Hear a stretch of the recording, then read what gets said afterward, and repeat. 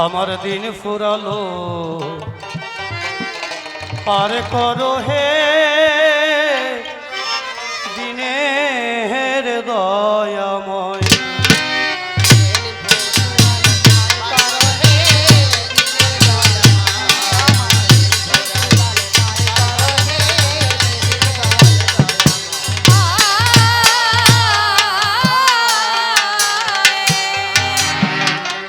আমি তোমার আশায়, আমি তোমার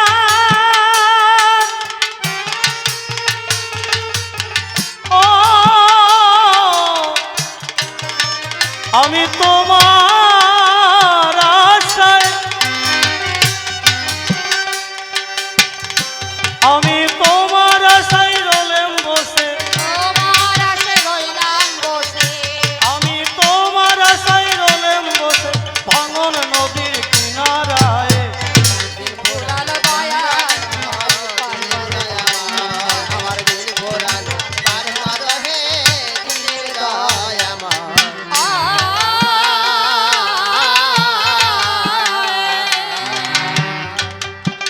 তোমার ইশারাতে আমি আসিয়াছি ভবে, সেই কথা ভুলে আর হলে মোহমায়ার বসে।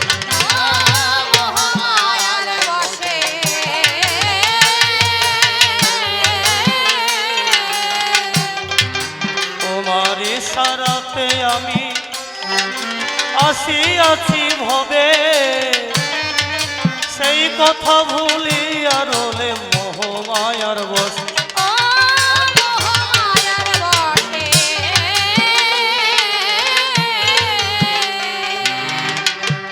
আমার পারের সম্বল নামটি কেবল,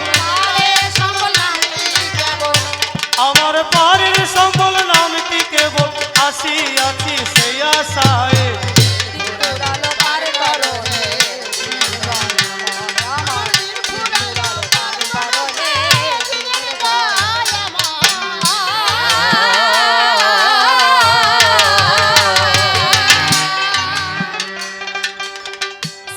ভক্তমণ্ডলী চেয়ে দেখি তাই এ বিশ্ব জগতে এ বিশ্বপিতার ইশারা ছাড়া আর কিচ্ছু নাই।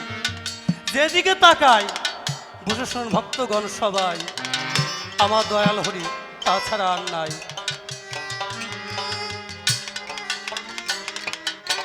দক্ষিণেশ্বরে বাস করতেন শ্রী শ্রী ঠাকুর রামকৃষ্ণ পরমহংসদেব। তার কাছে যেতেন নরেন দত্ত, তখন তার বয়স কত? 10 বছর। তিনি তার সহপাঠীদেরকে সঙ্গে নিয়ে সেই কথা যাই সবাই কয়ে ঠাকুরের কাছে উপনীত হয়, কথা মিথ্যা নয়।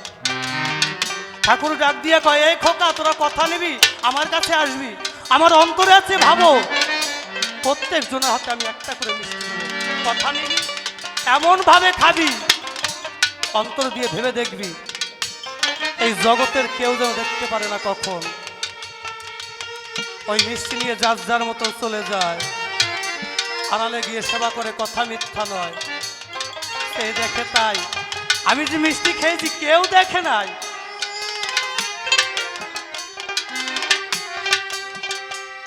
পরের দিন সকালবেলায় বসে শুনবেন শুধু চয় নরেন দত্ত মিষ্টি হাতে দক্ষিণেশ্বর কালী মন্দিরে উপনীত হয়।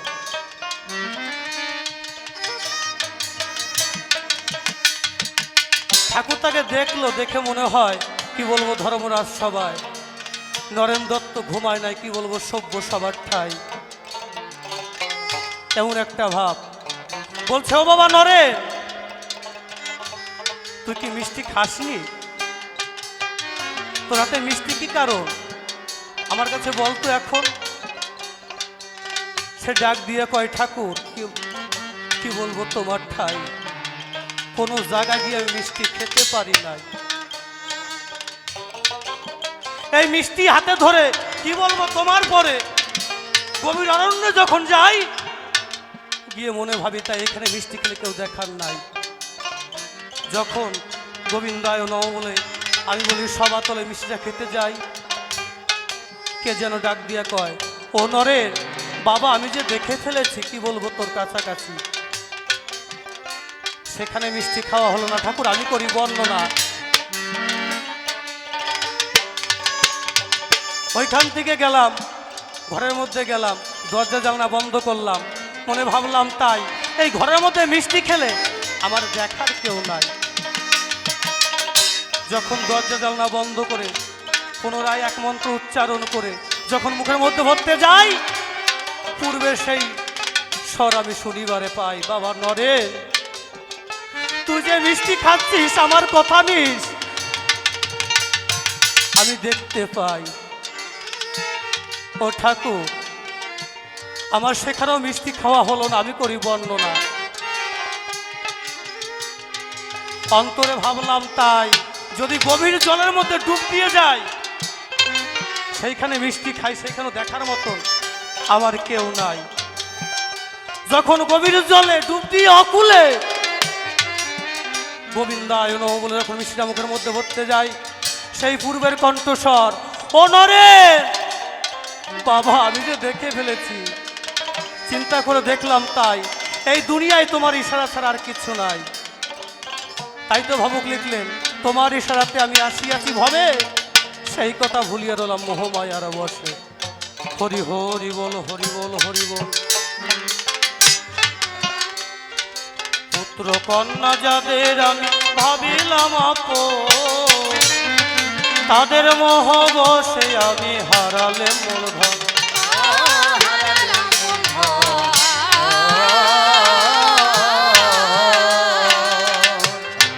পুত্র কন্যা যাদের আমি ভাবিলাম আপন, তাদের মোহ বসে আমি হারালে মূলধন।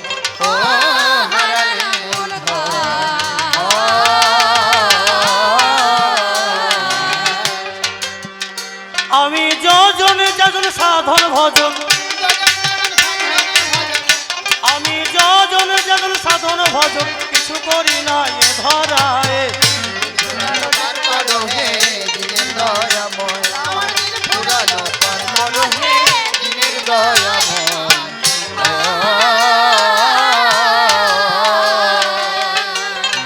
পূর্ণ 16 আনা তুমি দিয়েছিলে আমায়, কামিনী কুহকে পরে পুঁজি হারালেন কোথায়, ও হারালেন কোথায়।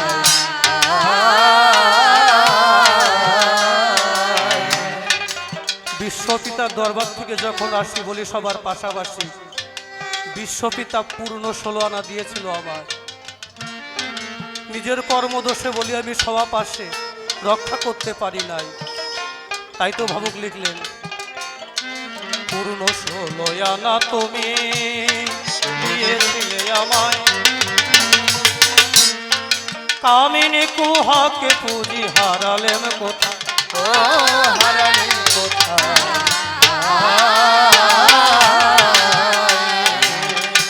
আমার হিসাব নিকাশ সবই গেল, ও দয়া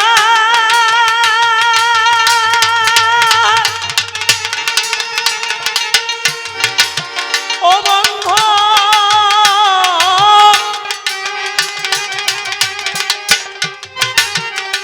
আমার হিসাব নিকাশ সবই গেল, আমার হিসাব নিকাশ সবই গেল কালের ওই মোহনায়।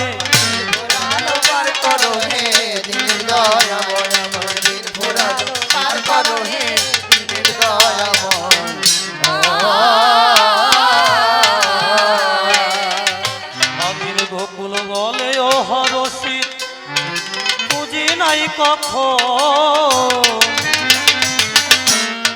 তুমি বিনে দিন দরদি বান্ধব নাই এখন, বান্ধব নাই এখন।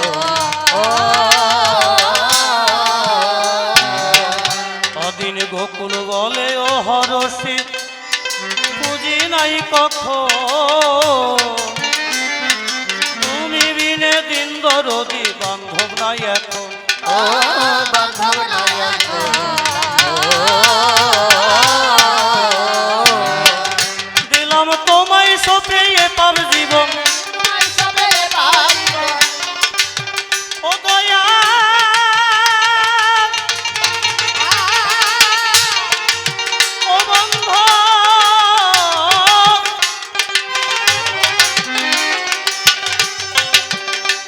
দিলাম তোমায় সপিয়ে পাব জীবন,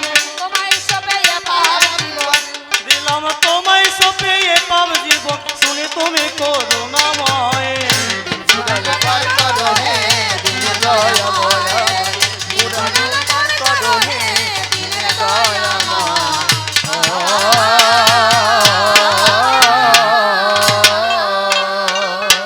আমি স্মরণ করি বিশ্বপতি সর্বত্র যাহার গতি, ভিতরে বাহিরে এক সমান, আকাশে বাতাসে জলে বিশাল ধরণী চলে, সবই যেন তোমার করুণার দান।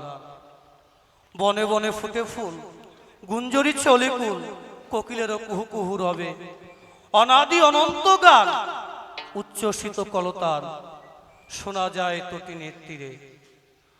প্রবাহিনী কলতানে চলেছে সাগর পানে, সিন্ধু যেন প্রাণবন্ধু তার, করিয়া ছবি যান সকল করিতে দান দুঃসহ জীবনের ভার। আমি তারই আদর্শে ঘুরিতেছি বর্ষে বর্ষে, কতদিনে পাবো দর্শন, না পেয়ে সতুত্তর আজ এসেছি ভক্তের গোচর, আশীর্বাদ দেবেন আমার মাথায়। শুনেছি ভক্তের করুণা হলে পরে অসাধ্য সাধন হতে পারে, শত সহস্র কোটি প্রণাম জানে ভক্তের রাঙা পায়। যাক বন্দনা গেল হয়ে কার্য নাই সে কথা কয়ে, এবার পরিচয়পত্র সবাই করব পেশ। নাম আমার গোকুল সরকার, পরিচয় দিলাম সবার মাজার, কবিগুরু প্রমোদ সরকার বন্দী তার আতুল চরণ।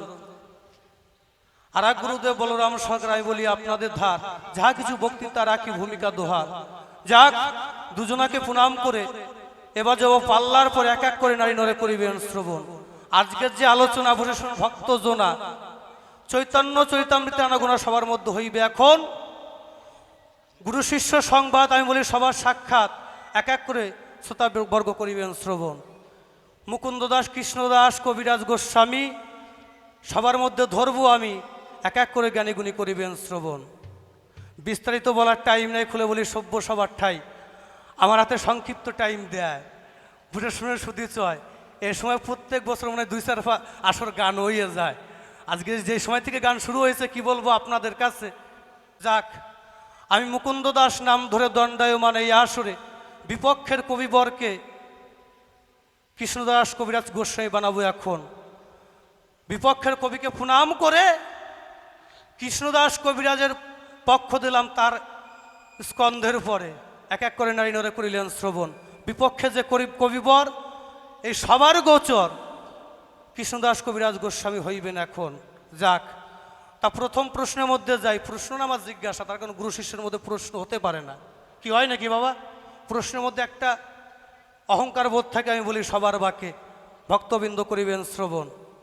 তা আমি কয়েকটা বিষয়বস্তু জানতে চাই, আমার প্রশ্নের দরকার নাই বাবা, ঠিক আছে তো? কথাগুলো আমার কথাগুলো স্পষ্ট ক্লিয়ার বোঝা যাচ্ছে? আমার প্রশ্নের দরকার, আমি জানতে চাই, যেহেতু আমি গুরু, তুমি গুরু, আমি শিষ্য। যাক আচ্ছা, তোমার যে ভগবান, আমি বলি সভ্য সভাস্থান চৈতন্য মহাপ্রভু যেজন, তিনি তার মানবলীলা সাঙ্গ করার পরে বসে শুনবেন নারী নরে। 66 বছর পরে আমার গুরুদেব কৃষ্ণদাস কবিরাজ গোস্বামী কলম ধরে চৈতন্য চরিতামৃত করিল লিখন। আমার জানতে এখন আকিঞ্চন, ও গোসাই তোমার কাছে জানতে চাই, এই 66 বছর পরে বলো দেখি আমার ধারে কি মানে মহাপ্রভুর কি দৃশ্য করেছে দর্শন, যা দেখে তুমি চৈতন্য চরিতামৃত করেছিল লিখন? পরিষ্কার জবাব দিয়ে যেও। যে একটা মানুষ চলে গেছে আজ থেকে 66 বছর আগে, বলি সবার পূর্ব ভাগে, সেই মানুষটার কি থাকে? তা কোনভাবে সাধনা করলে খুলে বলো সবার তলে সেই নিত্যলীলা দেখা যায় যা লিখেছো তুমি শাস্ত্রের পাতায়। যাক প্রথমবারে প্রশ্ন শেষ, সবার মধ্যে করলাম পেশ, এক এক করে শুধু সমাবেশ করেছেন শ্রবণ। এবার অন্তরে আছে ভাবো, দ্বিতীয় নম্বর প্রশ্ন আছে, বলতে হবে আপনাদের কাছে, এক এক করে তুলে ধরবো সবারই সদন। শাস্ত্রের মধ্যে পরিষ্কার লেখা আছে, মার্কণ্ড পুরাণ, ভূষণ ভক্তগণ, কি অশ্বমেধ অবলম্বে সন্ন্যাস ফলপত্রিকম দেবরণ সুতোৎপত্তি কৌল পঞ্চ বিবর্জিতম। অর্থাৎ কলিযুগে অশ্বমেধ যজ্ঞ গোমেধ যজ্ঞ নাই, ফলপত্রিকম অর্থাৎ পিতৃমাতৃ শ্রাদ্ধে মাংস দান নাই।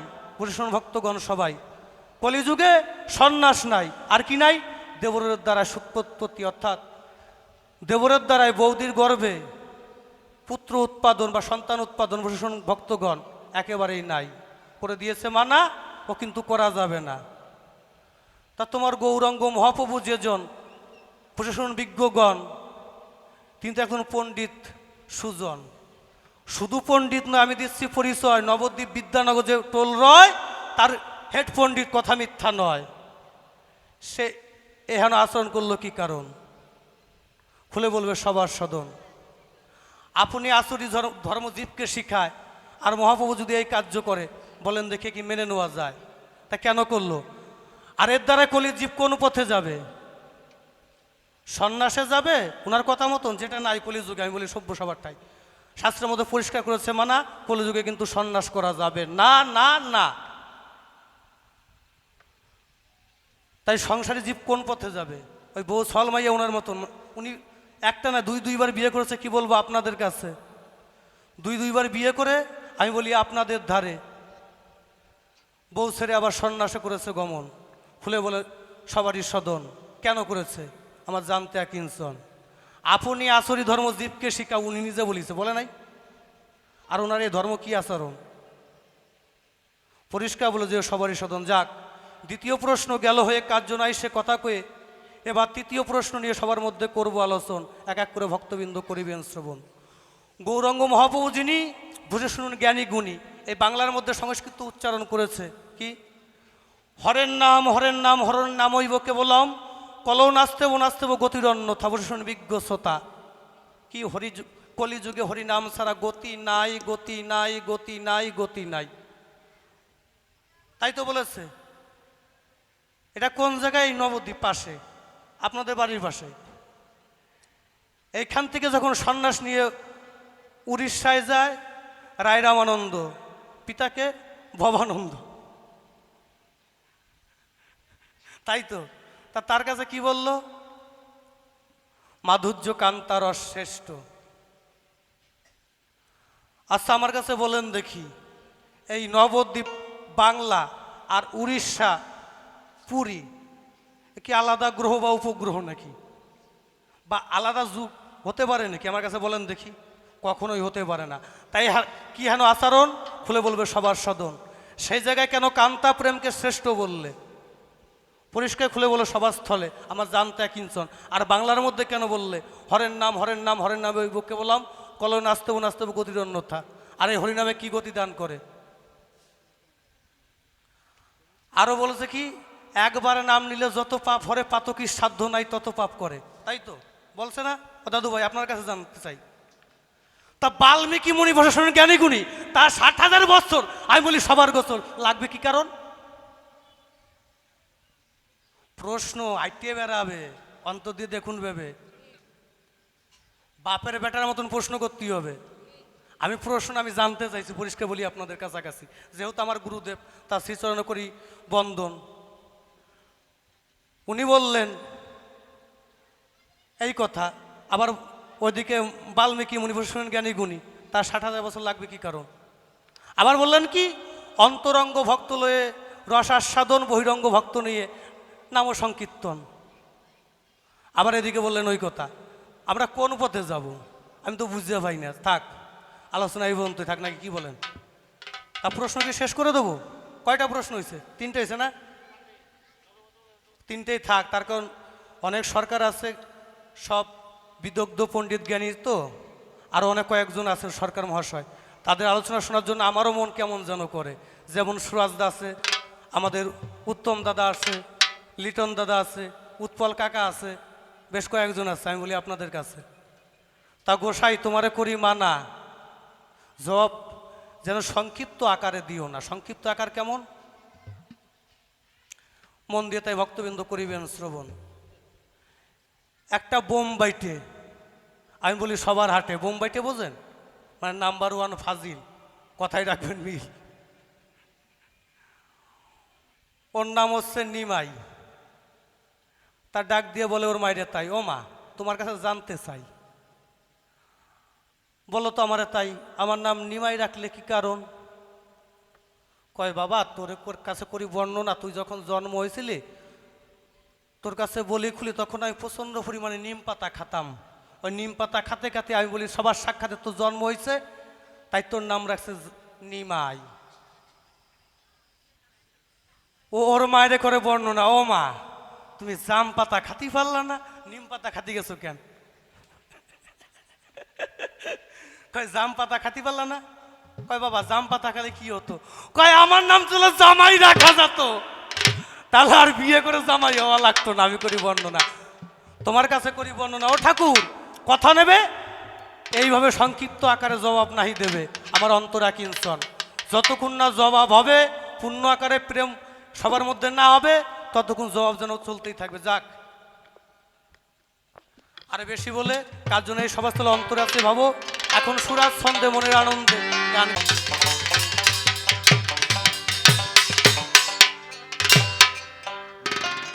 এখানে রসিক বাবুর গান গাই নাকি?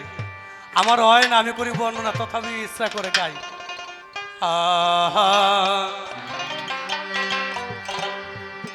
ওই ওপারেতে প্রাণ গোবিন্দ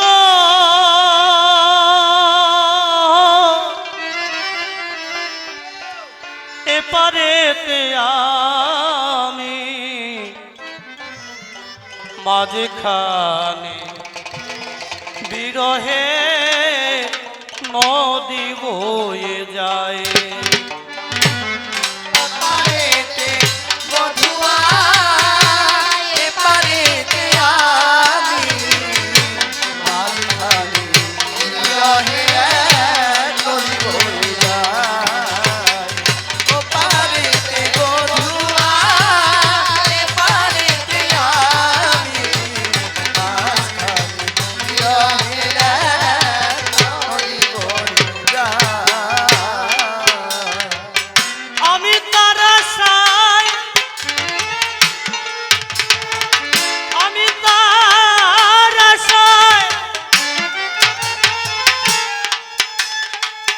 তারা সাথে আজো কবি, তারা সাথে আজো কবি বসে নদীর কিনারায়।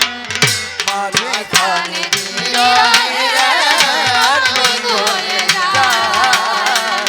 ও পারেতে বধুয়া পারেতে আমি মাঝখানে বিরহে নদী বয়ে যায়।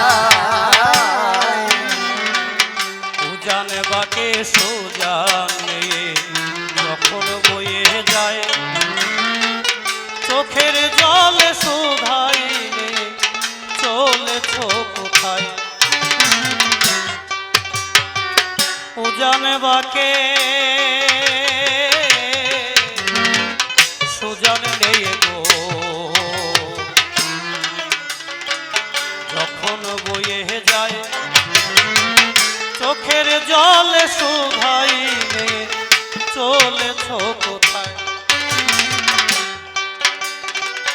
পারো যদি নাও ভিড়াইও, পারো পারো যদি নাও ভিড়াইও বন্ধুর ঘাটের ঘাট।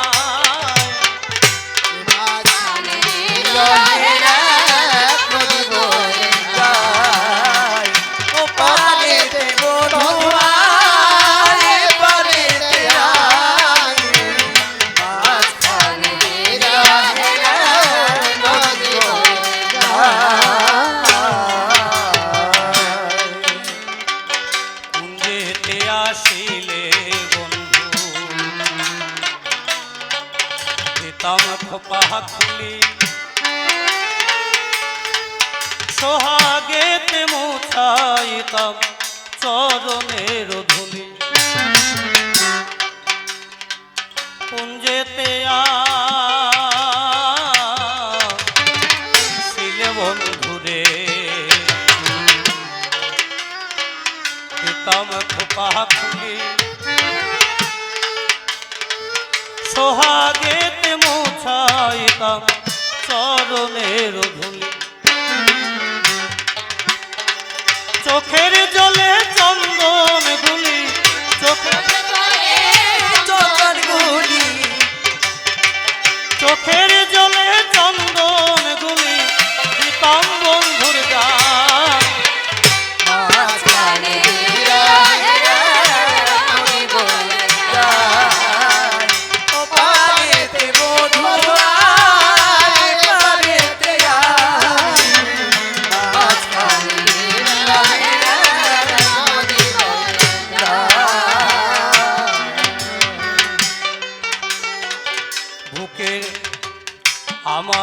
বুকের ব্যথার কথা আরে যে ও কইয়া অভাগিনী একলা কাঁদি নদীর কুল বইয়া আমার বুকে ব্যথার কথা গো আরে যে ও কইয়া অভাগিনী একলা কাঁদি নদীর কুলে বইয়া কি অপরাধ ভাগিনী কি অপরাধ ভাগিনী করেছে তার পায়ে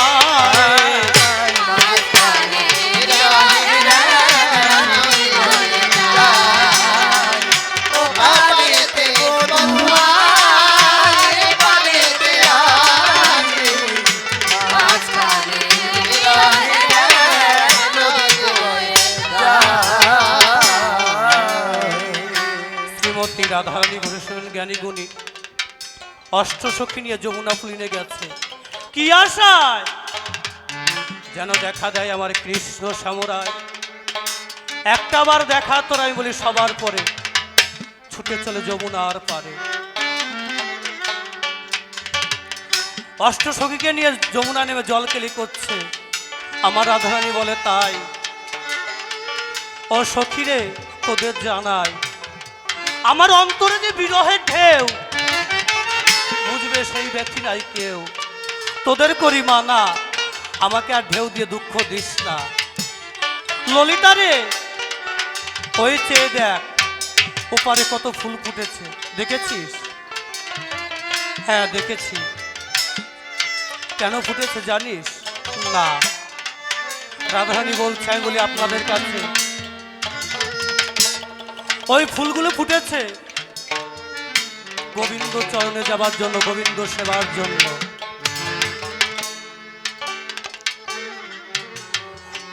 ও ললিতা যদি গোবিন্দ চরণে না যায় ওই ফুলের জন্ম বৃথা তেমনি আমি রাধারানী আমার এই দেহ যদি গোবিন্দ সেবায় না লাগে আমি বলি সবার পুরো ভাগে আমার এই জীবন বৃথা জয় জয় হরিচাঁদ গুরুচাঁদ তরফচাঁদ আনন্দে হরি হরি বল হরি হরি বল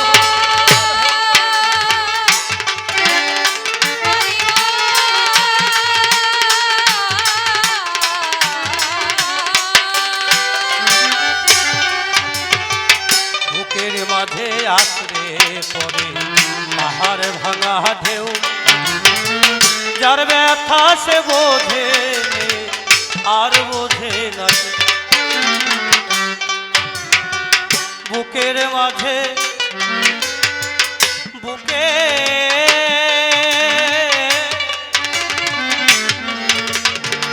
বুকে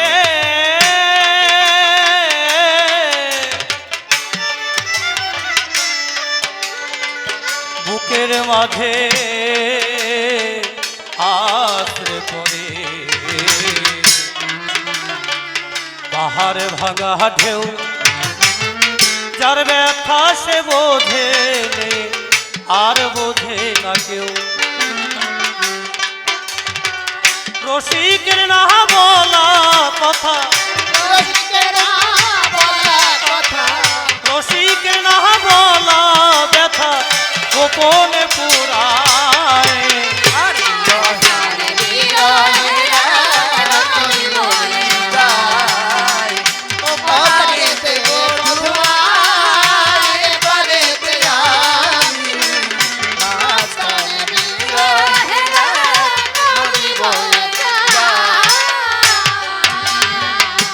ভালোবাসা ভালোই আশা গো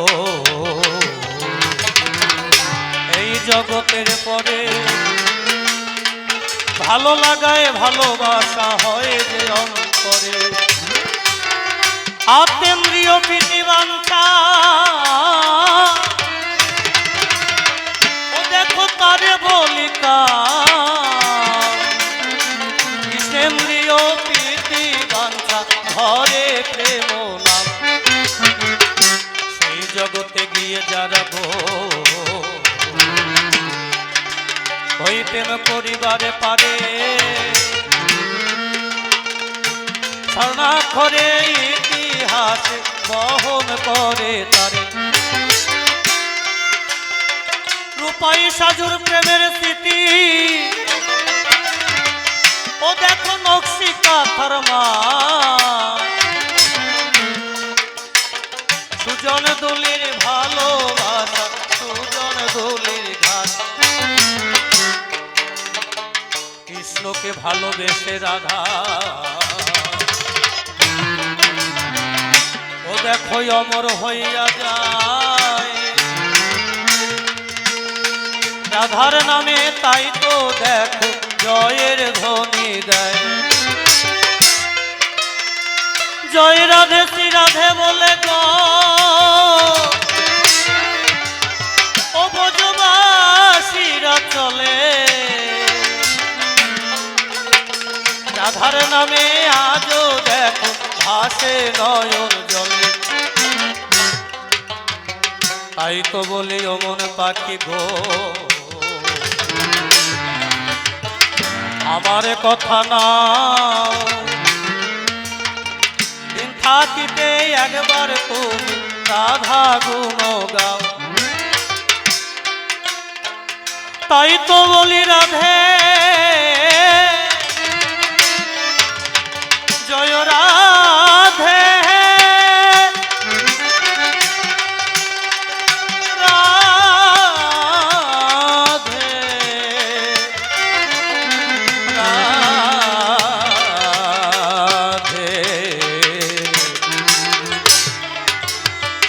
এইভাবে বলতে গেলে অনেক রাত্রি বয়ে যায় সেই কথাটি ভাবলে মা আপন হইয়ায় যে কয়েকটি প্রশ্ন তারে করে গেলাম দান জগতের কল্যাণে তুমি দিও সমাধান ৬৬ বছর পরে তুমি করিলে লিখন সবার মধ্যে বিস্তারিত করো আলোচনা ৬৬ বছর পরে কি বা থাকে তুমি বলো সবার গোচর মন দিয়ে তাই শ্রবণ করবে যত নারী নর প্রথম প্রশ্ন করলাম আমি আজি তারি ধারে মন দিয়ে তাই শ্রবণ করলেন ভক্ত নারী নর আবার মহাপ্রভু কেন এরূপ আচরণ আমরা জানিবারে চাই সেই জবাব দিয়ে যেও সভ্য সবার ঠাই আবার মাধুর্য কান্তা গো কি কারণে শ্রেষ্ঠ হয় একটা কথা মনে পড়ে যায় বলবো আমাদের শ্রদ্ধেয় পরম আরাধ্য কবিয়াল কবির সরকার পরম শ্রদ্ধেয় বাবু অনাদিজ্ঞান সরকার বলতেন কান্তা প্রেম হচ্ছে দেবনা দেবনির প্রেম তার সেই প্রেম কি কারণে শ্রেষ্ঠ হয় পরিষ্কার বলে যে ধর্মরাজ সবাই তবে আর কথা বলে প্রয়োজন নাই যে কয়েকটি প্রশ্ন আমি তারে করে যাই একবার নাম নিলে যত পাপ হরে পাতকির সাধ্য নাই তত পাপ করে বাল্মীকি মুনির কেন ৭০ বছর লাগে সেই কথা বলো তুমি সবার পুরো ভাগে এক এক করে যে কয়েকটি প্রশ্ন বললাম দান জগতের কল্যাণে তুমি দিও সমাধান আরে তারে বেশি বলে প্রয়োজন নাই আমার মতন ভাবে কানে ক্ষান্ত করতে চাই কথা চলে সমতলে যদি দোষ ত্রুটি হয় ক্ষমা করে জায়গা দেবেন শ্রোতাবৃন্দের পায় আপনারা হৃদয়ে তা রাখিবেন না জমা আপন সন্তান জ্ঞানে করে দেবেন ক্ষমা আসরেতে আছে যত মায়েদের জাতি সকলে চরণে জানাই ভক্তি ও পুনতি মায়েরা যদি আমায় আশিস করে দান আমার মধ্যে ফুটে উঠবে কাব্যের ফুল বাগান আসরেতে আছে যত পিতৃ জাতি সকলে চরণেতে জানাই পুনতি দণ্ডবোধ আমি আর করতে পারি কই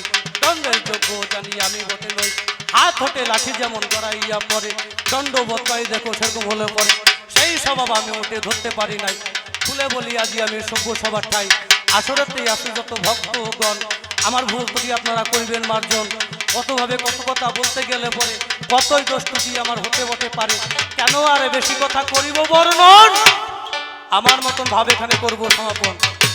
জয় জয় শান্তি হরি প্রমানন্দে, হরি হরি বল, জয় হরি বল, জয় গোপাল, জয় হরসি, জয় নিশিকান্ত পাগল, জয় নিত্যানন্দ সরকার, হরি বল হরি বল।